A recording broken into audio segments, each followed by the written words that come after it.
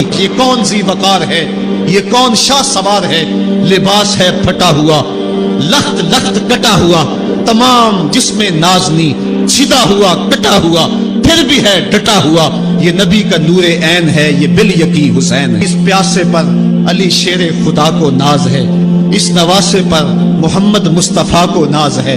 اوروں نے بھی سجدہ کیا پر اس کا عجب انداز ہے، اس نے وہ سجدہ کیا جس پر خدا کو ناز ہے۔ اے حسین ابن علی تم پر سلام۔ واقعہ کربلا تاریخ کا دردناک واقعہ ہے۔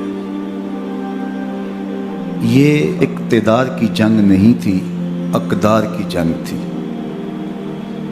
دو شخصیتوں کی لڑائی نہیں تھی، دو نظریات کا ٹکراؤ تھا۔ یہ حق اور باطل کا معرکہ تھا۔ یزید ظلم کا استعارہ ہے، حسین ابن علی امن کی علامت ہے۔ یزید جبر کا پتلا ہے، حسین صبر کا پیکر ہے۔ یزید اپنی بدطینت فطرت اور اپنی طبع ناہموار کے باعث دنیا پر ذلت و رسوائی، ظلم، جبر، جور و زیادتی کی علامت بن کے ابھرا، اور حسین ابن علی رضی اللہ تعالی عنہ حق و صداقت کا نشان بن کے ابھرا۔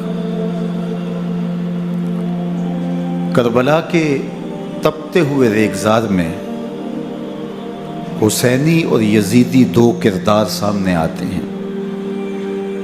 اقبال نے کہا تھا، موسیٰ و فرعون و شبیر و یزید، ایند و قوت از حیات آید پدید، زندہ حق از قوت شبیری است، باطل آخر داغ حسرت میری است، سرخ رو عشق غیور از خون او، شوخی ای مصر از مضمون او، تا قیامت قطع استبداد کر، موج خون او چمن ایجاد کر۔ یزید بہدل کی بیٹی محسون کا ناپاک بیٹا تھا، اور حسین محمد عربی کی بیٹی فاطمہ کا شہزادہ تھا۔ یزید دمشق کے اطراف میں سرجون اور جریر اختل جیسے اوباشوں کے جرمٹ میں پل کے جوان ہوا۔ حسین کے گھر کا دروازہ مسجد نبوی کے اندر کھلتا تھا۔ یزید نشے میں دھت ہو کر کے نمازیں چھوڑ دیتا تھا۔ حسین کی کربلا کے اندر بھی نماز تہجد قضا نہیں ہوئی۔ یزید ظلم کا دوسرا نام ہے، حسین امن کی علامت ہے۔ یزید نے زندگی میں ایک مرتبہ حج کیا اور شراب کے مٹکے ساتھ لے کے آیا، اور اختل اور دیگر گویوں اور مغنیوں کو اپنے ساتھ رکھا تاکہ سفر آسانی سے کٹے۔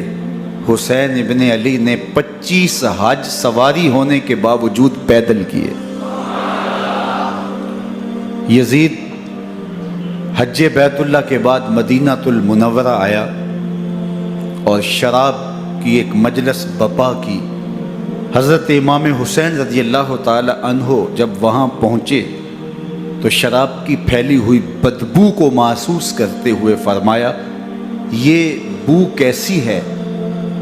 تو نشے میں دھت یزید بولا، یہ شام میں بنتی ہے، اور ایک جام منگوایا اور اس کو پیتے ہوئے دوسرا جام حضرت امام حسین رضی اللہ تعالی عنہ کی طرف بڑھاتے ہوئے کہا، ابا عبداللہ لیجئے۔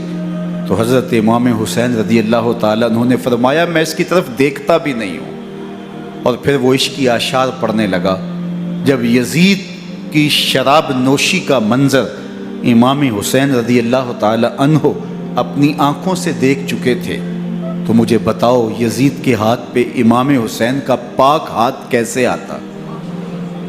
حضرت امام حسین رضی اللہ تعالی عنہ جس ماحول میں پلے تھے، جس ماحول میں پرورش پائی تھی، جس ماحول میں رہے تھے، وہ پاکیزہ اور تقدس ماحول تھا۔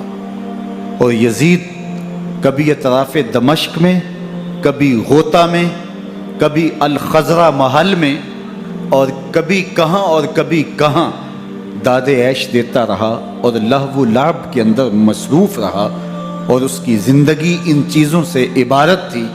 وہ محرمات کو حلال قرار دیتا، شراب نوشی اس کی ہڈیوں میں رچی ہوئی تھی، اور شریعت بیضا کا مذاق اڑایا کرتا۔ اور حسین ابن علی رضی اللہ تعالی عنہ کی دوستیاں جن لوگوں سے تھی وہ عبداللہ ابن عباس تھے، عبداللہ ابن عمر تھے، حضرت عبد الرحمن بن ابو بکر رضی اللہ تعالی عنہ تھے۔ یزید تو جوا کھیلتا رہا، یزید تو قمار بازی کرتا رہا، یزید تو شراب نوشی کرتا رہا، اور حسین ابن علی مسجد نبوی کے ممبر میں حضور کے پہلوؤں میں بیٹھتے رہے۔ زمانے نے وہ منظر دیکھا کہ سرخ رنگ کے جوڑے پہنے ہوئے حسنین کریمین حجرہ فاطمہ سے نکلتے ہیں، کم عمری کی وجہ سے کبھی گرتے ہیں کبھی سنبھلتے ہیں، اور آقا کریم خطبہ ارشاد کر رہے ہیں، خطبہ چھوڑ کے حضور نے شہزادوں کو اٹھا لیا۔ وہ منظر بھی زمانے نے دیکھا۔ حضرت عبداللہ بن شداد کہتے ہیں کہ حضور سجدے میں تھے اور سجدہ اتنا طویل ہو گیا، ہمیں لگا یا تو وحی کا نزول ہو رہا ہے یا پھر اللہ کا حکم آ گیا اور اللہ کے محبوب کی روح قبض کر لی گئی۔ لیکن میں نے جب نظریں اٹھا کے ننکیوں سے دیکھا تو کیا منظر تھا کہ حسین ابن علی حضور کی پشت پہ بیٹھے ہوئے اور میرے آقا سجدے کو طول دے رہے ہیں۔ اللہ اکبر! حسین کے لیے پیغمبر کے سجدوں کو طول دیا جا رہا ہے۔ حسین ابن علی کبھی ممبر پہ حضور کی اطراف میں بیٹھتے ہیں، وہ منظر بھی دنیا نے دیکھا کہ حضور کے مبارک کندھوں پر حسین ابن علی بیٹھے ہیں اور حضور کی زلفوں کو پکڑا ہوا ہے۔ تو حضرت عمر رضی اللہ تعالیٰ عنہ دیکھ کے کہتے ہیں واہ واہ کیسی سواری میسر آئی حسین ابن علی کو۔ تو میرے آقا مسکرا کے کہتے ہیں عمر سواری دیکھتے ہو سوار بھی تو دیکھو۔ اللہ اکبر! حضرت اسامہ بن زید بن حارثہ رضی اللہ تعالیٰ عنہ فرماتے ہیں رات کا ایک پہر گزر گیا اور مجھے حضور سے کوئی کام تھا۔ میں آقا کریم کی خدمت میں حاضر ہوا، در دولت پہ دستک دی۔ حضور تشریف لائے تو چادر اوڑی تھی، بکل کی ہوئی تھی میرے حضور نے، تو میں نے اپنی حاجت کہی تو حضور نے میری حاجت پوری کر دی۔ لیکن ایک منظر میں نے دیکھا کہ حضور نے جو چادر کی بکل فرمائی تھی اس کے اطراف میں پہلوؤں میں ابھار تھے جس طرح اندر کوئی ہو۔ مجھ سے نہ رہا گیا، میں نے پوچھ لیا، میں نے کہا بندہ نواز چادر کے اندر کیا ہے؟ فَكَشَفَهُ، تو حضور نے چادر کو کھول دیا۔ فَإِذَا الْحَسَنُ وَالْحُسَيْنُ عَلَىٰ وَرِكَيْهِ، تو کہتے ہیں میں نے اپنی آنکھوں سے دیکھا ایک پہلو سے امام حسین لپٹے ہوئے تھے، ایک پہلو سے امام حسن لپٹے ہوئے تھے۔ فرمایا یہ میرے بیٹے ہیں، یہ میری بیٹی کے بیٹے ہیں، اے اللہ میں ان سے پیار کرتا ہوں، تو بھی ان سے پیار کر، جو ان سے پیار کرے اس سے بھی پیار کر۔ ان کی محبت کا درس دیا، ان کے پیار کا سبق پڑھایا، کہا ان سے پیار کرنے والا میرے سے پیار کرنے والا ہے، ان سے بغض رکھنے والا میرے سے بغض رکھنے والا ہے۔ ان کی تکلیف حضور کو بے چین کر دیتی تھی۔ حضرت سیدہ فاطمہ الزہرا رضی اللہ تعالی عنہ کے گھر کے قریب سے گزرے تو حضرت امام حسین کے رونے کی آواز آ رہی تھی، تو آقا کریم علیہ السلام نے فرمایا کہ فاطمہ حسین کو چپ کرواؤ، اللہ تعالیٰ انا بقاءہ یوزینی، تو جانتی نہیں حسین کا رونا مجھے دکھ دیتا ہے۔ حسین ابن علی کو حضور رونے نہیں دیتے تھے، ان کو دکھی نہیں ہونے دیتے تھے، کیونکہ رسول اللہ صلی اللہ علیہ وسلم جانتے تھے کہ یہ کتنے دکھ سہے گا، کتنی تکلیفوں سے گزرے گا اور کتنے مصائب سہے گا۔ زمانے نے وہ گھڑیاں بھی دیکھی کہ حضرت حذیفہ بن یمان رضی اللہ تعالیٰ عنہ فرماتے ہیں کہ میں حضور کی خدمت میں نماز مغرب کی ادائیگی کے لیے حاضر ہوا، اور میں نے یہ اجازت خاص طور پہ اپنی ماں سے اس شرط پہ لی تھی کہ امی آپ مجھے اجازت دیں، میں حضور کی خدمت میں حاضر ہوتا ہوں، مغرب کی نماز بھی ادا کروں گا اور پھر حضور سے عرض کروں گا حضور میرے لیے اور میری ماں کے لیے بخشش کی دعا کر دیجیے۔ ماں نے اس شرط پہ اجازت دے دی اور میں حضور کی خدمت میں آ گیا، نماز مغرب ادا کی، سلام پھرا تو میرے دل میں آرزو تھی میں حضور سے عرض کروں حضور میرے لیے اور میری ماں کے لیے مغفرت کی بخشش کی دعا کر دیں، لیکن حضور عبادات میں، ذکر میں، نوافل میں ایسے مشغول ہوئے کہ میں آرزو رکھنے کے باوجود بھی عرض نہ کر سکا۔ خیر نماز عشاء کا وقت ہوا، اذان پکاری گئی، حضور مصلی پہ آئے، نماز پڑھی، سلام پھرا تو میرے دل میں پھر خیال آیا کہ ماں سے ایک نماز کی چھٹی لی تھی، نمازیں بھی 2 ہو گئیں، ماں نے جاتے پوچھنا ہے حضور سے میرے لیے اور اپنے لیے مغفرت کی بخشش کی دعا کروائی تھی تو کیا جواب دوں گا؟ اور حضور اٹھے اور کاشانہ اقدس کی طرف چل دیے۔ اب میرے دل میں یہ خیال رہ کے آ رہا تھا کہ ماں کو کیا جواب دوں گا، میں تو حضور سے بخشش و مغفرت کی دعا کروا ہی نہیں سکا۔ جب حضور چل پڑے تو غیر ارادی طور پہ میں بھی حضور کے پیچھے چل پڑا، چلنے میں تھوڑی سی رفتار تیز ہو گئی جس سے قدموں کی آہٹ پیدا ہوئی، تو جب آواز پیدا ہوئی تو حضور نے رخ پھیرے بغیر فرمایا من ھذا، میرے پیچھے پیچھے کون آ رہا ہے؟ پھر خود ہی کہا حذیفہ تو نہیں؟ تو میرا دل دھڑک رہا تھا، قلت نعم، میں نے کہا جی حضور میں حذیفہ ہوں۔ فرمایا ما حاجتک غفر اللہ لک ولامک، کیا کام ہے؟ اللہ تجھے بھی بخش دے، تیری ماں کو بھی بخش دے۔ اب جو کام تھا وہ جنبش لب سے پہلے ہی ہو گیا، یہاں تو لفظوں کا سہارا بھی نہیں لینا پڑتا، وہ بند لبوں کی بولیاں بھی سنتے ہیں۔ اقبال بولا ہے فروغت صبح آثار و دہور، چشم تو بینندائے ما فی الصدور، تیری نظر تو سینوں کے چھپے راز بھی دیکھتے۔ تو کہا ما حاجتوں کا غفر اللہ لک ولامک، اللہ تجھے بخش دے، تیری ماں کی بھی مغفرت کر دے، کیا کام ہے؟ اب جو کام تھا وہ تو ہو گیا۔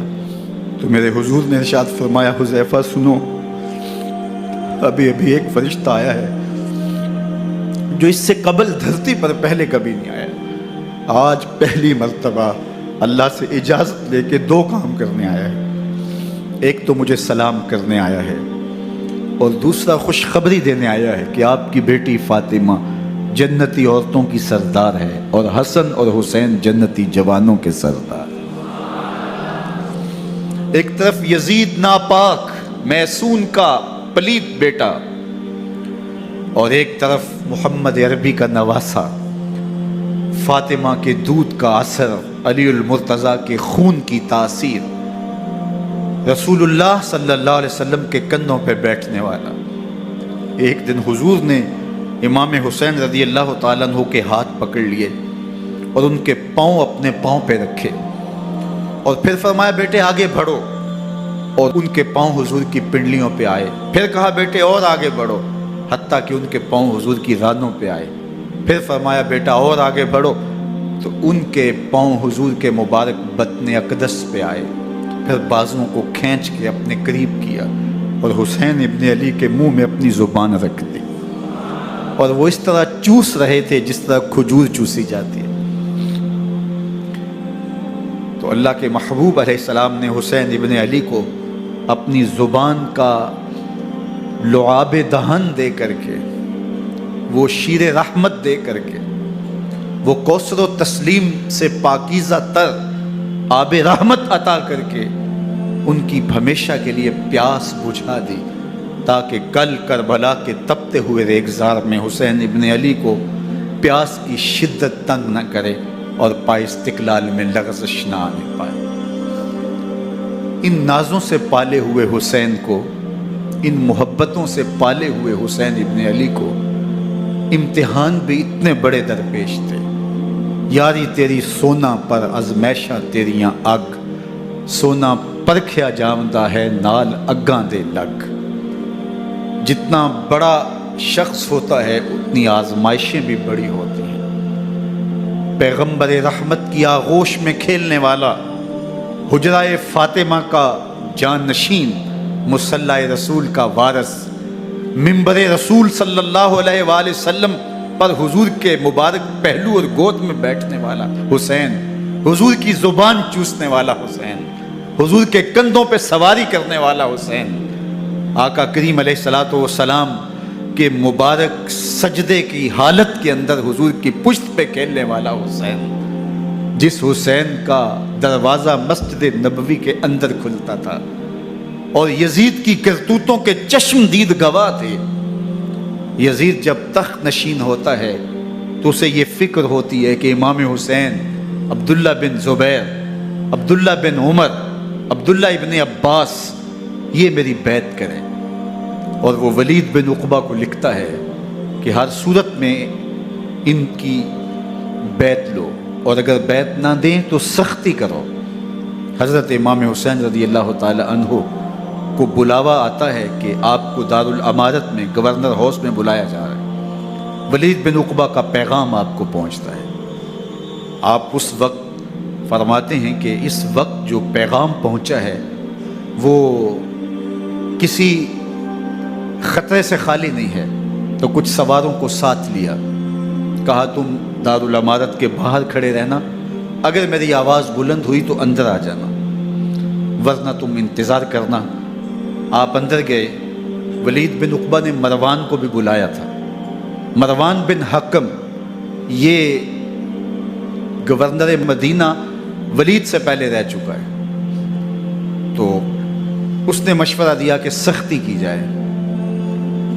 خیر ولید بن عقبہ نے کہا کہ یہ خط ہے، حضرت امیر معاویہ کا انتقال ہو گیا اور یزید تخت نشین ہوا ہے، لہٰذا وہ آپ سے بیعت کا مطالبہ کرتا ہے۔ تو حضرت امام حسین رضی اللہ تعالیٰ عنہ نے فرمایا کہ میرے جیسا شخص یوں چھپ کے بیعت نہیں کر سکتا، اور آپ واپس پلٹے۔ مروان بن حکم نے ولید بن عقبہ کو کہا کہ یہ موقع ہے جانے نہ دیا جائے، اگر یہ نکل گئے تو دوبارہ تم قابو نہیں پا سکو گے اور انہیں یہیں قتل کر دیا جائے۔ حضرت امام حسین رضی اللہ تعالیٰ عنہ نے یہ بات سن لی۔ کہتے ہیں حضرت امام حسین انہی قدموں کے بل واپس پلٹے اور مروان بن حکم سے مخاطب ہو کے کہا، مروان کیا بول رہا ہے؟ وہ خاموش ہو گیا۔ فرمایا تو جانتا نہیں ہم کون ہیں؟ آنا حسین ابن علی ابن ابی طالب، میں حسین ہوں، میں علی کا بیٹا ہوں، ہمارے گھر میں قرآن اترتا رہا ہے، وحی کا نزول ہوتا رہا ہے، اور یزید فاسق ہے، فاجر ہے، مسلمانوں کا قاتل ہے اور شرابی ہے، میں ڈنکے کی چوٹ پہ یزید کی بیعت سے انکار کرتا ہوں۔ بس حیدری کچھار سے محمدی شیر نکل آیا ہے۔ اب اوسان خطا ہو گئے، راستہ چھوڑ دیا، واپس آئے، سیدہ زینب سے ملے، کہا مدینے کو چھوڑنا پڑے گا۔ کہا بھیا کیا ہوا؟ کہا یزید بیعت لینے پہ مصر ہے اور میں کسی صورت بھی بیعت نہیں کروں گا، رسول اللہ کا مدینہ ہمارے خون سے لالہ زار بنے گا، میں نہیں چاہتا کہ حضور کے شہر نور کی حرمت پامال ہو۔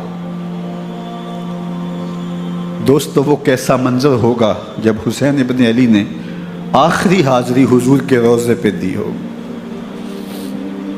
حاجی یا معتمر 10 دن کے لیے، 8 دن کے لیے، 20 دن کے لیے مدینہ المنورہ عارضی سکونت اختیار کرتا ہے، اور حضور کے روضہ انور سے، اس شہر نور سے، ان گلیوں سے، ان بام و در سے ایسا مانوس ہو جاتا ہے کہ جب واپس پلٹ رہا ہوتا ہے ان دعاؤں کے ساتھ کہ دوبارہ آنا بھی نصیب ہو، اور اسے لگتا ہے کہ میں دوبارہ بھی بلایا جاؤں گا، لیکن اس کے باوجود شہر حبیب چھوڑنا قیامت سے کم نہیں ہوتا۔ اعظم چشتی مرحوم آخری بار جب حضور کے روضہ انور پہ گئے تو بیمار تھے، ویل چیئر پہ تھے۔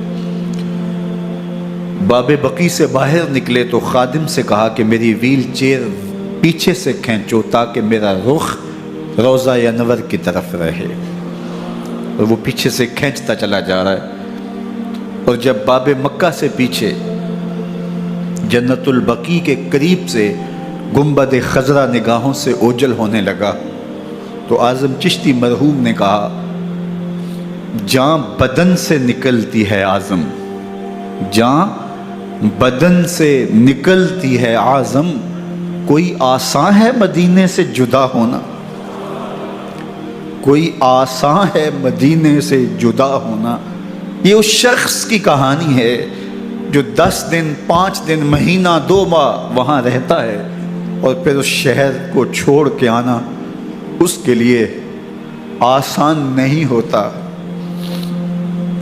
اور مجھے بتاؤ کہ حسین جو پیدا مدینے میں ہوا، جس کے گھر کا دروازہ مسجد نبوی کے اندر کھلتا تھا، جو مسجد نبوی کے اندر پرورش پا کے جوان ہوتا ہے اور مدینے کی گلیوں میں کھیلتا رہا، اس حسین ابن علی کے لیے مدینہ چھوڑنا، اور پھر وہ اس بات کا علم اور شعور رکھتے تھے کہ یہ آخری بار حضور کے در پہ حاضری ہے، دوبارہ اس شہر نور میں نہیں آ سکوں گا، تو کیا قیامت ہوگی اور کیا منظر ہوگا۔ محمد بن حنفیہ کے علاوہ خاندان نبوت کے جتنے لوگ تھے ان سب نے شہر مدینہ کو الوداع کہا، اور رات کے موقع میں مدینہ المنورہ کو، مسجد نبوی کو چھوڑ کر کے مکہ کی جانب عازم سفر ہوئے۔ 3 شعبان المعظم کو مکہ المکرمہ پہنچتے ہیں، ادھر کوفیوں کے خطوط آنے شروع ہو جاتے ہیں۔ حضرت امام حسین رضی اللہ تعالیٰ عنہ مسلم بن عقیل رضی اللہ تعالیٰ عنہ کو صورتحال معلوم کرنے کے لیے بھیج دیتے ہیں۔ 40,000 کوفی آپ کے ہاتھ پہ بیعت کر لیتے ہیں۔ ادھر 25 پیدل حج کرنے والے حضرت امام حسین 8 ذی الحج کو احرام باندھتے ہیں، لیکن آپ کو پتہ چلتا ہے کہ حاجیوں کے روپ میں قاتل چھپا دیے گئے، تو آپ اس احرام کو حج کی بجائے عمرے میں بدلتے ہیں اور کوفے کی جانب عازم سفر ہوتے ہیں۔ کائنات والو، ذرا سینے پہ ہاتھ رکھ کے دیکھو کہ یہ کتنا مشکل مرحلہ تھا۔ اس دین کی آبرو کو بچانے کے لیے حضرت امام حسین رضی اللہ تعالیٰ عنہ نے کتنا بڑا قدم اٹھایا۔ آپ کے بہیخہ دوست احباب عبداللہ بن عمر یہ سارے روکتے ہیں، عبداللہ بن عباس کہتے ہیں حضرت نہ جائیے، الکوفی لا یوفی، کوفی کبھی وفا نہیں کرتے، آپ کے والد کو وہاں شہید کیا گیا، لیکن آپ ایک فرض کو نبھانے جا رہے ہیں۔ میرے غم گسارو میرے مہربانوں، نہ روکو مجھ کو جانے دو، مجھے نانے کے دی کی ڈوبتی کشتی بچانے دو، میں جاتا ہوں کہ دنیا پر وفا کا نام رہ جائے، میں رہوں نہ رہوں پر عظمت اسلام رہ جائے۔ میں نہیں جاتا تو نبی کے گھر کی آن جاتی ہے، میں نہیں جاتا تو نبی کے گھر کی آن جاتی ہے، تمہارا دین جاتا ہے میری غیرت ایمان جاتی ہے۔ حضرت امام حسین یہاں سے چلتے ہیں، ابھی راستے میں ہی پہنچتے ہیں کہ یہ خبر آتی ہے کہ کوفے والوں نے بے وفائی کر دی، حضرت مسلم بن عقیل رضی اللہ تعالیٰ عنہ کو شہید کر دیا گیا، نعمان بن بشیر معزول کر دیے گئے، ابن مرجانہ ابن زیاد وہاں متعین کر دیا گیا جو سخت گیر شخص تھا، اور اس نے لوگوں کو ڈرایا دھمکایا اور کوفے کے لوگوں کے دل بدل گئے اور وہ بیتیں توڑنے لگے۔ وہ منظر مسجد کوفہ کا کتنا دلگداز تھا، جب امام نماز کے لیے کھڑے ہوئے تو 40,000 لوگ آپ کے پیچھے تھا۔ جب سلام پھیرا اور امام نے دیکھا کہ پیچھے لوگ نہیں ہیں، پھر لوگوں نے اپنے دروازے بھی بند کر لیے۔ رات کی تنہائیاں ہیں اور حضرت مسلم بن عقیل کو کوئی پناہ دینے والا نہیں ہے، لوگوں نے دروازے بند کر لیے کہ کہیں ہمارے گھر میں نہ آ جائیں اور ہم مشقت اور حکومتی تشدد کا شکار نہ ہوں۔ کتنا دردناک لمحہ ہے حضرت مسلم بن عقیل رضی اللہ تعالیٰ عنہ پہ، اور پھر حضرت مسلم بن عقیل بے دردی سے شہید کر دیے جاتے ہیں۔ آپ ابھی راستے میں ہیں، یہ ساری کہانی پہنچتی ہے کہ حضرت مسلم شہید کر دیے گئے اور بے دردی سے شہید کر دیے گئے۔ وہ جنہوں نے خط لکھے تھے کہ ہم آپ کے ساتھ ہیں اور ہم منتظر ہیں، چشم برا ہیں، آپ کے قدموں کی چاپ سننے کے لیے بےتاب ہیں۔ آج انہوں نے بیتیں توڑ دی، 40,000 کوفی منحرف ہو گئے۔ مسجد کوفہ کا وہ منظر کس قدر روح کو تڑپا دینے والا تھا۔ ہم پچھلے سال عصر اور مغرب کے درمیان جب کوفہ پہنچے تو سورج ڈوبنے کے قریب تھا۔ میں نے اپنی زندگی میں اتنا اداس موسم کہیں نہیں دیکھا جتنا اداس موسم کوفے میں دیکھا۔ ایسے لگتا تھا جس طرح کوفے کی آب و ہوا آج بھی شرمندہ ہے۔ جو مسلم بن عقیل اور خاندان نبوت کے ساتھ اہل کوفہ نے کیا، حضرت امام حسین رضی اللہ تعالیٰ عنہ کو ان کے بہی خواہوں نے، اعزاء نے، اقربا نے، دوستوں نے، آوان و انصار نے، ساتھیوں نے کہا کہ حضرت حالات یکسر تبدیل ہو گئے، اب ہمیں مراجعت کر جانی چاہیے، واپس پلٹ جانا چاہیے۔ تو حضرت امام حسین کافی سوچ بچار میں رہے۔ پھر اس کے بعد آپ نے فیصلہ کیا کہ ہم آگے بڑھیں گے۔ دوستوں نے کہا کہ حضرت اگر آپ آگے بڑھیں گے تو ہمیں لگتا ہے کہ وہ آپ کے ساتھ سلوک اچھا نہیں کریں گے اور آپ بچوں کے سامنے پیاسے شہید کر دیے جائیں گے۔ تو حضرت امام حسین رضی اللہ تعالیٰ عنہ نے وہاں ایک خطبہ ارشاد فرمایا کہ لوگوں، تم جو مجھے بتا رہے ہو مجھے اچھی طرح معلوم ہے، جو تم مجھے منظر پیش کر رہے ہو وہ میری نگاہوں میں ہے، اور جو کچھ ہونے والا ہے چشم تصور وہ منظر دیکھ رہی ہے۔ کیونکہ حضرت امام حسین رضی اللہ تعالیٰ عنہ کی شہادت کی خبر حضرت امام حسین کے پیدا ہوتے ہی خاندان نبوت میں عام تھی۔ حضور علیہ الصلوۃ والسلام کو یہ بات جبریل امین نے آ کے بتائی تھی جب حسین ابن علی کے ساتھ حضور محبت کا اظہار کر رہے تھے، تو یہ جبریل امین نے آ کے کہا تھا حضور آپ کا یہ بیٹا ارض طف میں شہید کر دیا جائے گا، اور کربلا کی مٹی لا کے حضور کو دی اور ام سلمہ کو حضور نے عطا کر دی۔ حضرت ام سلمہ کہتی ہیں کہ ایک دن میں سوئی تو خواب دیکھا کہ حضور کے مبارک بال بکھرے ہوئے ہیں اور سخت پریشان ہیں، تو میں نے کہا کہ حضور آپ کی یہ کیا حالت ہے؟ وَبِيَدِهِ قَارُورَةٌ، اور حضور کے ہاتھ میں ایک شیشی ہے، فیہا دمن، جس کے اندر خون ہے۔ تو میں نے کہا حضور یہ کیا؟ فرمایا میں قتل گاہ حسین سے آ رہا ہوں اور یہ حسین ابن علی کا خون ہے۔ تو کہا 10 محرم کا دن تھا، دوپہر کا یہ منظر تھا، میں کیلولہ کر کے اٹھی، جب میں نے دیکھا تو وہ شیشی جس میں کربلا کی مٹی رکھی تھی وہ خون بن چکی تھی۔ تو یہ خبر پہلے دی گئی تھی، یہ بتا دیا گیا تھا۔ فرمایا میرے دوستو جو تم مجھے بتاتے ہو میں اس سے بے خبر نہیں ہوں، یہ سب کچھ ہونے والا ہے، لیکن اس کے باوجود میں کیوں جا رہا ہوں؟ تو آپ کا ایک تاریخ ساز جملہ ہے جو کربلا کے فلسفے کو ہمارے سامنے رکھتا ہے کہ یہ اتنا بڑا امتحان کیوں دیا۔ حضرت امام حسین رضی اللہ تعالیٰ عنہ نے فرمایا وَلَكُمْ فِيَّ أُسْوَةٌ، میں اس لیے جا رہا ہوں قیامت تک ظلم، جبر اور ناانصافی کے خلاف کھڑے ہونے والوں کے لیے کوئی نمونہ تو ہو۔ میری زندگی قیامت تک ظلم، جبر اور استحصالی نظام کے خلاف کھڑے ہونے والوں کے لیے نمونہ ہے۔ تو حضرت امام حسین رضی اللہ تعالیٰ عنہ نے حق اور باطل کے درمیان ایک سرخ لکیر کھینچ دی اپنے خون سے۔ اب حق اور باطل کا امتیاز کرنا مشکل نہیں ہے، کوئی باطل پہ اڑا رہے تو الگ بات ہے، لیکن امتیاز کرنا مشکل نہیں ہے۔ حدود بالکل واضح کر دی۔ اقبال نے یہاں کتنی خوبصورتی کے ساتھ اس مضمون کو نبھایا۔ سرخ رو عشق غیور از خون او، شوخی این مصرع از مضمون او، تا قیامت قطع استبداد کر، موج خون او چمن ایجاد کر۔ ایک جہاں آباد کر دیا، حق اور باطل کی راہیں اجال دی۔ اب لوگوں کو یزید کا چہرہ پہچاننے میں دیر نہیں لگتی، وقت کے ہر یزید کا چہرہ آسانی سے پہچانا جا سکتا ہے۔ یہ معرفت زمانے کو کروائی کس نے؟ حسین ابن علی نے کروائی رضی اللہ تعالی عنہ۔ تو حضرت امام حسین نے فرمایا کہ جو میرے ساتھ ہونے والا ہے میں اچھی طرح جانتا ہوں، لیکن میں اس کے باوجود آگے بڑھوں گا۔ پھر بڑھے اور کربلا میں جا کے خیمہ زن ہو گئے۔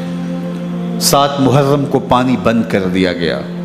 پانی بند ہوا تو کھانا بھی میسر نہیں تھا، لیکن ذکر پانی کا ہوتا ہے اس لیے کہ کھانے کے بغیر انسان کئی دن کاٹ لیتا ہے لیکن پانی کے بغیر گزر نہیں ہوتی. تو فرات کی نہر سامنے اپنی موجوں کے ساتھ چمک رہی ہے لیکن ایک قطرہ آب بھی آل رسول کو نہیں دیا جا رہا. کائنات کے اندر ایسے انوکھے امتحان بھی ہوتے ہیں. وارث ہوں ساقی کوثر کے، مالک ہوں حوض کوثر کے، اور بیٹے ہوں ساقی کوثر کے، اور آج ایک بوند پانی کی بھی میسر نہ ہو. صبر کا امتحان ہے، عزیمت کا امتحان ہے. حضرت امام حسین رضی اللہ تعالیٰ عنہ خیمہ زن ہو گئے. 3 دن تک پانی بند رہتا ہے. 9 محرم کو رات کی تنہائی میں حملہ آور ہونا چاہتے ہیں لیکن آپ نے کہا کہ ہمیں اللہ کی حضور عبادت اور ذکر کے لیے وقت دیا جائے. ساری رات ذکر میں گزرتی ہے، عبادات میں گزرتی ہے.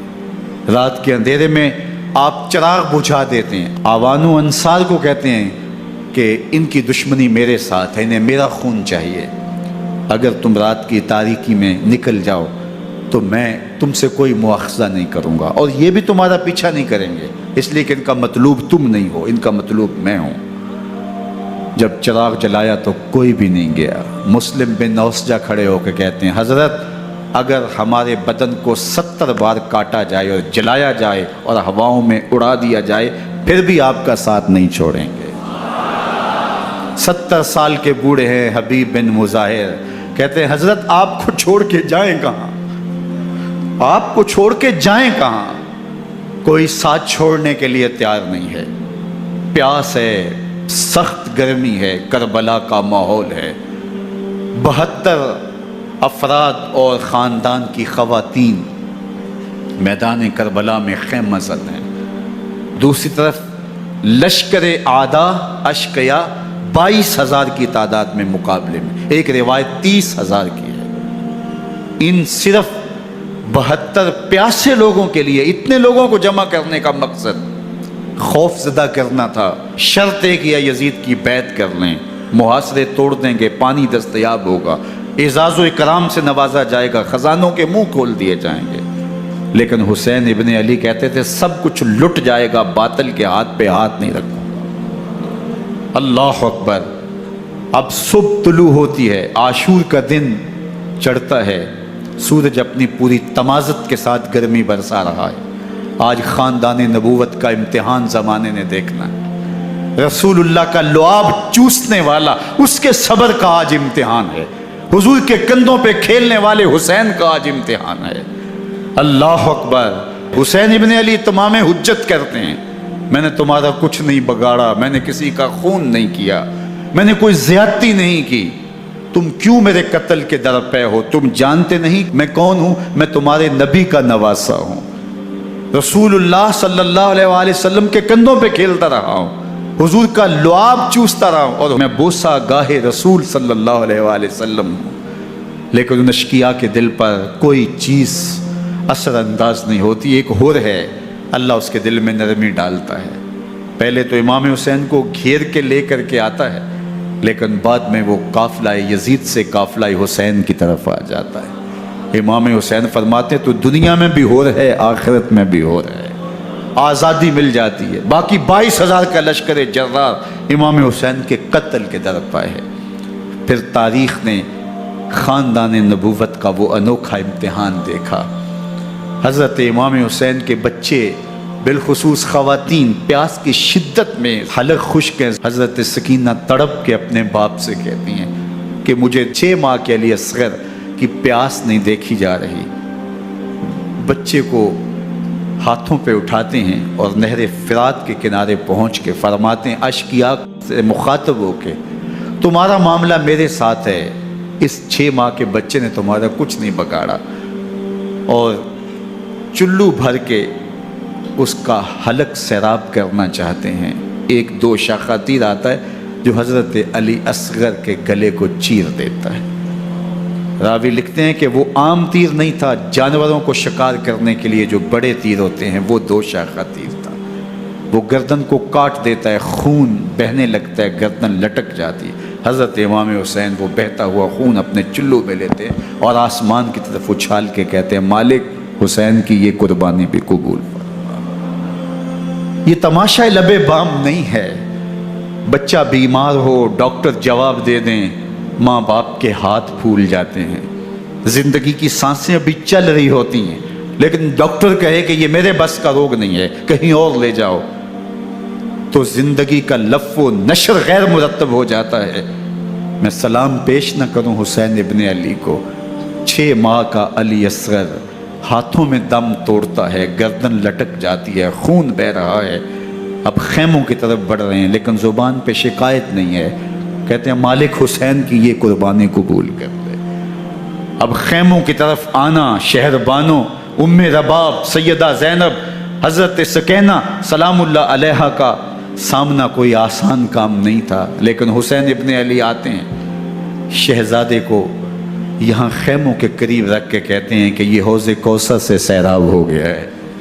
اللہ اکبر، کوہرام مچ جاتا ہے خیموں کے اندر، کیا منظر ہوگا اور ان کو کن الفاظ کے پیرائے میں ڈھال کر کے ان کیفیات کو بیان کیا جا سکتا ہے جو اہل بیت کے خیموں کے اندر علی اصغر کی شہادت کے بعد کا منظر رقم ہو رہا ہوگا۔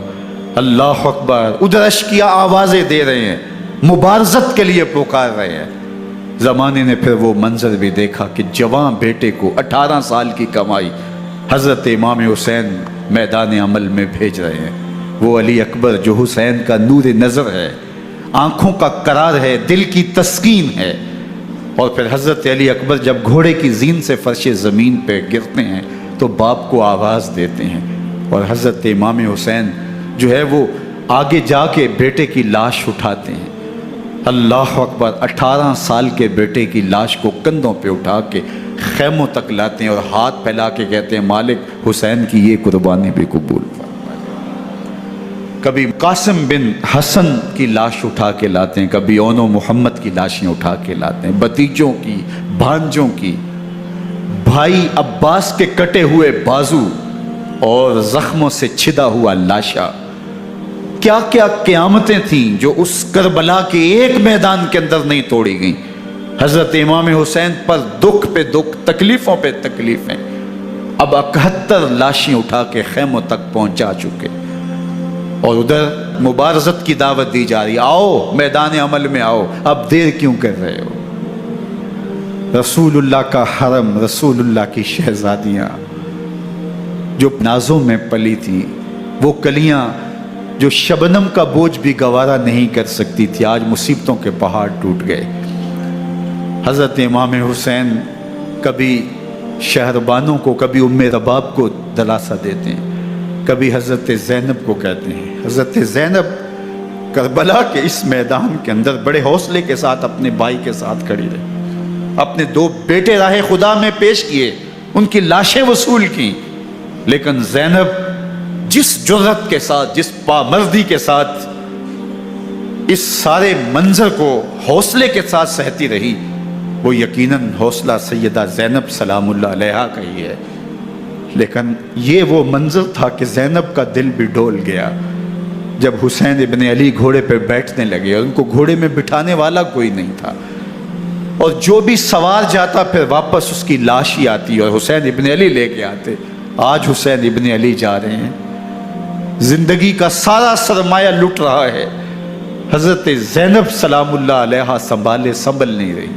حضرت امام رضی اللہ تعالیٰ عنہ اٹھے اور آپ نے حضرت زینب کو صبر کی تلقین کی اور کہا کہ صبر ہی بہترین ذریعہ ہے اور اللہ کی قربت کا ایک بہترین سبب ہے، اور ان کو صبر کی تلقین کرتے ہوئے فرمایا کہ میرے بعد تم نے اس ذمہ داری کو سنبھالنا ہے، اور ان مخدرات اسلام کی، ان شہزادیوں کے پردے کی تم نے حفاظت کرنی ہے۔ اور پھر گھوڑے کی زین کس کے امام حسین لشکر اشکیا کی طرف بڑھتے ہیں۔ اب خیموں سے سسکیوں کی آواز آ رہی ہے، ان کا سردار، ان کا تاجدار آج سب کو چھوڑ کے کربلا کے میدان کی طرف بڑھ رہا ہے۔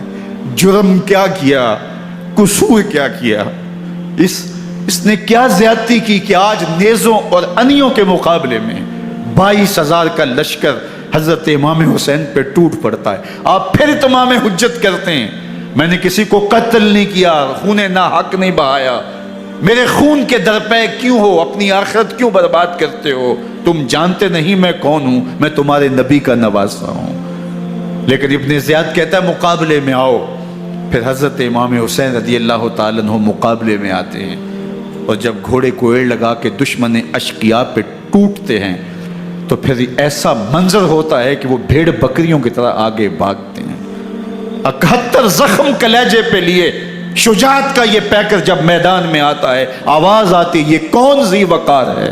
بلا کا شاہ سوار ہے، لباس ہے پھٹا ہوا، غبار سے اٹا ہوا، تمام جسم نازنی چھتا ہوا کٹا ہوا، یہ نبی کا نور عین ہے، یہ بال یقین حسین ہے، یہ حسین ابن علی ہے رضی اللہ تعالیٰ عنہ۔ پھر چاند بادلوں میں گھر جاتا ہے، شامی ہنڈے تیر برساتے ہیں، تلواروں سے آپ کے بدن پر ضربیں لگاتے ہیں اور نیزوں سے آپ کے بدن کو پرو دیتے ہیں۔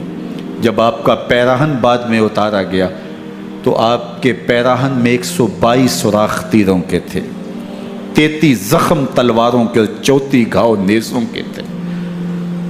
جب گھوڑے کی زین سے فرش زمین پر آئے، بدن چھلنی تھا، زخم زخم سے خون بہ رہا تھا، 3 دن کا پیاسا حسین، اللہ اکبر، بدن زخموں سے چور، 71 لاشیں کلیجے پہ لیے، مخدرات اسلام کے پردے کا خیال دل میں الگ ہے، لیکن گھوڑے کی زین سے جب فرش زمین پہ امام حسین آتے ہیں، زبان پہ ہائے نہیں، نالا و شیون نہیں، چیخ و پکار نہیں، آتے ہی پیشانی سجدے میں رکھتے ہیں اور پکارتے ہیں اللہم ردن بقضائک و صبرن علی بلائک تسلیما لامرک سبحان ربی الاعلی۔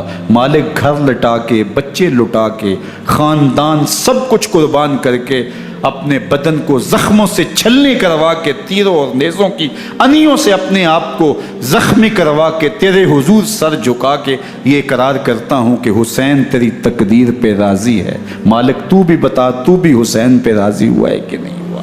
آواز آ رہی ہے اس پیاسے پر علی شیر خدا کو ناز ہے، اس نواسے پر محمد مصطفیٰ کو ناز ہے، اوروں نے بھی سجدے کیے پر اس کا عجب انداز ہے، اس نے وہ سجدہ کیا جس پر خدا کو ناز ہے۔ حسین ابن علی رضی اللہ تعالیٰ عنہ کا سر انور دستے قاتل نے تب کاٹا جب وہ سجدے میں جھکا ہوا تھا۔ یزید نے کہا میں بیعت لوں گا، امام حسین نے کہا کبھی بھی نہیں دوں گا، یہ سر کٹ سکتا ہے جھک نہیں سکتا۔ سر کاٹ کے نیزے کی نوک پہ چڑھا دیا گیا، اور یہ اس بات کا اعلان تھا کہ ہم جیت گئے اور حسینی ہار گئے، اور لشکر یزید میں غوغا مچ گیا، نقارے بجنے لگے کہ ہم جیت گئے، دیکھو امام حسین شہید کر دیے گئے، اور سر کاٹ کے نیزے کی نوک پہ چڑھایا گیا۔ لیکن لشکر یزید سے ہی آواز آئی یہ کیسا سر ہے جو کٹ کے بھی سر بلندی ہے، کٹ گیا ہے پھر بھی اونچا ہے، اللہ اکبر، یہ سر سجدے میں کٹا ہے، رب کے حضور عبادت کی حالت میں کٹا ہے، حسین آج بھی سجدے میں ہے، اللہ اکبر، حسین آج بھی سجدے میں ہے، بلکہ کٹے ہوئے سر کا رخ زمین کی جانب تھا اور کٹی گردن آسمان کی طرف، یوں نیزے پہ پرویا گیا، اللہ اکبر۔ ایک شاعر نے نقشہ کھینچا بآنکھ سر نیزے پہ اور سوئے زمیں ہے روح، یعنی سجدہ ثانی کی ہے آرزو۔ رکعت کے 2 سجدے ہوتے ہیں، ابھی ایک سجدہ ہوا تھا کہ دست قاتل نے سر کاٹ دیا، کہا حسین کی پیشانی میں دوسرے سجدے کی تمنا مچل رہی۔ یہ تھا حسین ابن علی کا سجدہ، ساری زندگی رب کے حضور سجدہ قضا نہیں ہونے دیا۔ آج پانی نہیں ہے، اللہ اکبر، آج تیمم کر لیتے ہیں، آج اپنے خون کو اوڑھ کر کے حسین نے اپنی پیشانی اپنے مالک کے حضور جھکا کر کے عظیمت کی وہ انوکھی داستاں رقم کر دی کہ صدیاں گزرنے کے باوجود بھی ان کی یادوں کے چراغ روشن ہیں۔ جب حضرت امام حسین اور دوسرے آیان و انصار کو شہید کر دیا گیا تو ان کے سر نیزوں کی نوک پہ چڑھا دیے گئے، حضرت امام حسین کا کٹا ہوا سر اور باقی 71 افراد کے کٹے ہوئے سر نیزوں کی نوک پہ، اور 10 سواروں کو ابن سعد نے کہا کہ ان کو رون دو، اور گھوڑوں کی ٹاپوں تلے حضرت امام حسین رضی اللہ تعالیٰ عنہ اور ان کے آوان و انصار کو جو ہے وہ روندا گیا، حتیٰ کہ ان کی استخوان مبارک، ان کی ہڈیاں بھی چور چور ہو گئی۔ رونے سے قبل ان کا لباس اتار لیا، ان کے کپڑے اتار لیے گئے۔ اللہ اکبر، کیسی دردناک گھڑیاں تھیں۔ یزید کا صرف یہی بد کرداری کا مرحلہ نہیں تھا، اس کربلا کے صحرا کے اندر یزید نے جس طرح امام حسین رضی اللہ تعالیٰ عنہ کو شہید کیا اور حضرت امام حسین کے خاندان کو شہید کیا، جب مدینہ المنورہ پر یزید نے مسلم بن عقبہ کو مقرر کیا، جس کو بزرگوں نے مصرب بن عقبہ کہا ہے، تو اس کو کہا 3 دن تک مدینے کا حرم تمہارے لیے حلال ہوگا، جو چاہو تم کرنا، اور شامی فوجوں کو اجازت ہوگی۔ تو وہاں بھی انہوں نے 10,000 تابعین اور 700 صحابہ کو شہید کیا۔ حضرت ابو سعید خدری رضی اللہ تعالیٰ عنہ گھر سے باہر نکلے، کافی بوڑھے ہو چکے تھے، تو انہوں نے حضرت ابو سعید خدری کو پکڑ لیا، کہا تم کون ہو؟ کہا مجھے ابو سعید خدری کہتے ہیں۔ تو کہا ہاں تمہارا نام سنا ہے، اور داڑھی سے پکڑ کے کھینچا اور کہا کہ ہے تمہارے پاس جو ہمیں دو؟ تو کہا کہ میرے پاس تو کچھ بھی نہیں، میں تو فقیر آدمی ہوں۔ تو ان کے گھر ان کو لے گئے، تو 2 کبوتر رکھے تھے حضرت ابو سعید خدری نے، تو وہ کبوتر لوٹ کے لے گئے۔ اللہ اکبر۔ حضرت ابن سنان رضی اللہ تعالیٰ عنہ کو، جو حضور کے علم بردار تھے فتح مکہ کے دن، ان کو ستو پہلے پلائے اور پھر ان کی گردن کاٹی گئی اور کہا یہ ہے وہ ستو جو تم زندگی میں آخری بار پیو گے۔ ایک گھر میں داخل ہوئی شامی فوج، تو ایک خاتون کے ابھی ابھی بچہ پیدا ہوا تھا، اور قابلہ نے، دائیا نے، وہ بچہ ماں کی چھاتی پہ لٹایا اور وہ ماں کا پہلا دودھ پی رہا تھا۔ تو یہ جا کے کہنے لگے نکالو تمہارے پاس جو کچھ ہے۔ تو اس خاتون نے کہا تم جانتے ہو یہ بچہ کون ہے؟ تو انہوں نے کہا ہم نہیں جانتے۔ کہا یہ حضرت ابن ابی کبشہ انماری رضی اللہ تعالیٰ عنہ کا بچہ ہے، اور یہ وہ صحابی ہیں کہ جو بیت الشجرہ کے موقع پہ حضور کے ہاتھ پہ بیعت کرتے ہیں۔ انہوں نے اس چیز کا لحاظ نہ کیا کہ جو کچھ ہے وہ ہمیں دو، ورنہ تیرے بچے کو نہیں چھوڑیں گے۔ تو ماں بچے سے مخاطب ہو کے کہتی ہے، ابھی بچہ پیدا ہوا ہے اور ماں سے پہلا دودھ پی رہے، کہ بیٹے اگر میرے پاس کچھ ہوتا، وہ قیمتی سے قیمتی چیز بھی ہوتی، تیری جان کے لیے قربان کرتی، لیکن اس وقت میرے پاس کچھ ہے نہیں۔ تو ایک شکی آگے بڑھا اور بچے کو ایک ٹانگ سے پکڑ کے کھینچ کے دیوار کے ساتھ پٹک کے مارا، جس سے دماغ کا بھیجا نکل گیا۔ کیا کیا زیادتیاں نہیں کی۔ 700 صحابہ حرہ کے واقعہ میں شہید کیے یزید نے، اور 10,000 تابعین شہید کیے۔ مسجد نبوی میں ممبر رسول کے ساتھ گھوڑے باندھے، اور وہ ممبر رسول اور مصلی رسول کے قریب لید کرتے رہے۔ حضرت سید عبد المسیب فرماتے ہیں میں نابینا تھا اور حضور کے روضہ انور کے پاس بیٹھا تھا، اور یزید کے سپاہی آتے، جو بھی مسجد میں نظر آتا پکڑ کے لے جاتے، مجھے نابینا سمجھ کے چھوڑ دیتے، لیکن میں پریشان تھا کہ ظہر کا وقت ہوگا، عصر کا وقت ہوگا، مغرب عشاء کا وقت ہوگا، نہ اذان، نہ اقامت، نہ جماعت، تو کیسے مجھے پتہ چلے گا کہ نماز کا وقت ہو گیا، اور کیسی میری نمازوں کا کیا بنے گا؟ میں اس فکر میں بیٹھا تھا۔ لم ازل اسمع الاذان والاقامت من قبر رسول اللہ صلی اللہ علیہ وآلہ وسلم۔ فرماتے ہیں جب بھی پھر نماز کا وقت آیا، گنبد خضرا سے اذان کی بھی آواز آئی، اقامت کی بھی آواز آئی۔ 3 دن تک مسجد نبوی کے اندر گھوڑے بندے رہے، اور مدینہ کی حرمت پامال کی۔ مدینہ کے گھروں کے اندر یہ بد کماش داخل ہوئے، اور جو بدکاریاں انہوں نے کی، کلیجہ منہ کو آتا ہے۔ 1002 شیزائیں ان بدکاروں کی بدکاریوں کی وجہ سے کنواری حالت کے اندر حاملہ ہوئی۔ 3 دن تک مدینے کا حرم انہوں نے پامال کیا، اور پھر مکہ المکرمہ میں کعبۃ اللہ پر گولے برسائے، اور کعبہ کا غلاف جل گیا۔ وہ تو یزید مر گیا، اور حضرت عبداللہ ابن زبیر رضی اللہ تعالیٰ عنہ نے اپنی خلافت کا اعلان کیا۔ یزید کے یہ کرتوت تھے، ادھر اہل مدینہ کو ستایا، ادھر اہل مکہ کو ستایا، اور رسول اللہ صلی اللہ علیہ وسلم کے خانوادے کی بے حرمتی اور توہین کی۔ نہ صرف انہیں قتل کیا گیا، ان کی لاشوں پہ گھوڑے دوڑائے۔ ابن سعد اور شمر جو ہے وہ خیموں میں داخل ہوا اور مخدرات اسلام کی چادریں چھیننے کی کوشش کی۔ حضرت زینب سلام اللہ علیہ نے مخاطب ہو کے کہا ہمارے چہرے کے رکھوالے چلے گئے ہیں، ظالم تو خیال نہیں کرتا ہم رسول اللہ کی بیٹیاں ہیں۔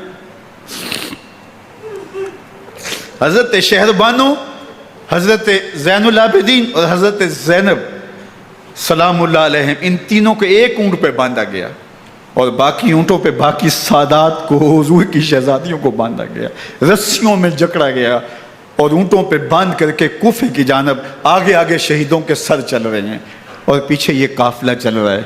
اور جب یہ قافلہ وہاں سے گزرا جہاں لاشیں پڑی تھیں، امام زین العابدین 14 سال کے تھے اور بیمار تھے اور ان کا حوصلہ نہ ہوا، وہاں غشی ان کے اوپر آنے لگی، اور وہ منظر ابن کثیر نے، باقی لوگوں سب نے لکھا ہے کہ پھر جب ان کی یہ حالت ہوئی تو پھر سیدہ زینب سلام اللہ علیہا، جنہوں نے ابھی تک بڑے حوصلے کے ساتھ ساری مشکلات کا مقابلہ کیا تھا، اب ان کے بندن ٹوٹ گئے اور آنکھوں سے آنسو بہنے لگے، اور سیدہ زینب تھے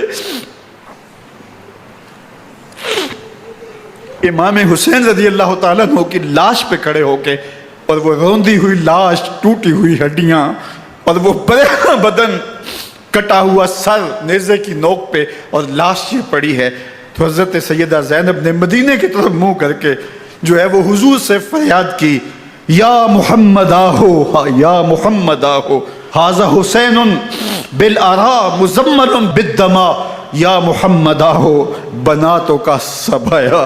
یا رسول اللہ، اے پیارے آقا، یا جد آہو، اے ہمارے نانا محترم، یہ دیکھیے آپ کا حسین پڑا ہوا ہے، بدن سے کپڑے اتار لیے گئے، خاک ہوائیں اڑا رہی ہیں اور اس کے اوپر چادر جو ہے وہ مٹی کی پڑ گئی ہے، حضور آپ کی اولاد کاٹ دی گئی، اور پھر کہا بناتوں کا سبایا، حضور دیکھیے آپ کی بیٹیوں کے ہاتھ باندھ دیے گئے ہیں، اونٹوں پہ کس دیا گیا ہے، سر شہیدہ آگے آگے چل رہے ہیں، اور حضرت سیدنا امام حسین کا آگے آگے سر ہے۔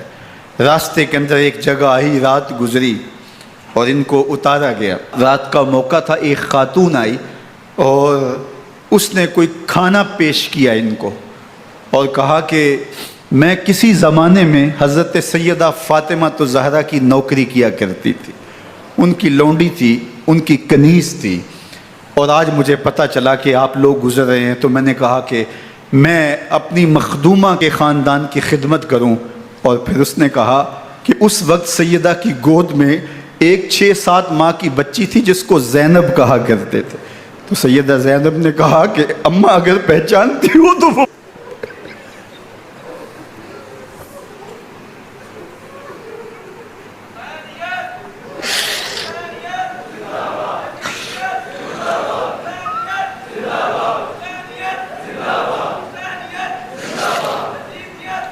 یہ تاراج اور لٹا ہوا کارواں پھر وہاں سے کوفے میں کیسے پہنچا، اور کوفے کے اندر سیدہ زینب سلام اللہ علیہا نے وہ یزید کے دربار میں، ابن زیاد کے دربار میں وہ جرأت آمیز جو باتیں کہیں، اللہ اکبر، زینب کی زبان میں علی کی خطابت بول رہی تھی، اور پھر دشمن اور دوست سارے رونے لگے، اور وہ کیا دل گداز منظر تھے، اور پھر یہ سروں کا قافلہ اور سادات کرام کا مشکیں کسی ہوئی ہیں اور اونٹوں پہ باندھے ہوئے، ان کو وہاں سے پھر قادسیہ اور قادسیہ سے پھر دمشق یزید کے دربار میں پہنچایا گیا، اور وہاں سے یہ لٹے ہوئے خانمہ برباد تاراج لوگ مدینہ المنورہ میں کیسے پہنچے، اور اہل مدینہ نے کیسے استقبال کیا، اور وہ منظر کتنا دلگداز تھا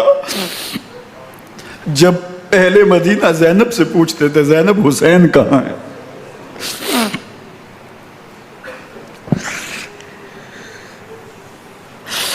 بے مروت بے وفا تیرا بھی کیا افسانہ ہے، جس نے اپنی ہی شمع کو گل کیا تو وہ پروانہ ہے، اپنے پیغمبر کے شہزادوں کو اور اپنے پیغمبر کی شہزادیوں کو جو دکھ اس امت نے دیے، یہ کائنات کی ایک انوکھی داستان ہے۔ اللہ ہمیں اسوہ شبیری پہ عمل کی توفیق عطا کرے اور ان کے نقوش پاک کی برکتیں دے، اہل بیت کی محبت ہماری روحوں میں جذب کر دے، اور جس عظیمت کے ساتھ، جس حوصلے کے ساتھ انہوں نے دکھوں کو جھیلا، جو دہکتی آگ کے شعلوں پہ سویا وہ حسین، جو جواں بیٹے کی میت پر نہ رویا وہ حسین، جس نے سب کچھ کھو کے کچھ نہ کھویا وہ حسین، مرتبہ اسلام کا جس نے دوبالا کر دیا، خون نے جس کے دو عالم میں اجالا کر دیا، جو کہ سوزے غم کو سانچے میں خوشی کے ڈھال کے مسکرایا موت کی آنکھوں میں آنکھیں ڈال کے۔ اے حسین ابن علی تم پر سلام، نازش آل نبی تم پر سلام۔ ذرا میرے ساتھ یہ پڑھ لیجئے، اے حسین ابن علی تم پر سلام، نازش آل نبی تم پر سلام، تم پہ لاکھوں رحمتیں لاکھوں سلام، اے شہیدان محبت کے امام، لالا گوں لالا بدن لالا کفن، اے چمن اندر چمن، زندگی ہی زندگی تیری حیات، اے حیات اندر حیات، افتخار ملت بیضا ہے تو، رب کعبہ کی قسم یکتا ہے تو، فخر کا دل میں دریچہ باز کرنا چاہیے، جن کا تو آقا ہے ان کو ناز کرنا چاہیے۔ وآخر دعوانا ان الحمدللہ۔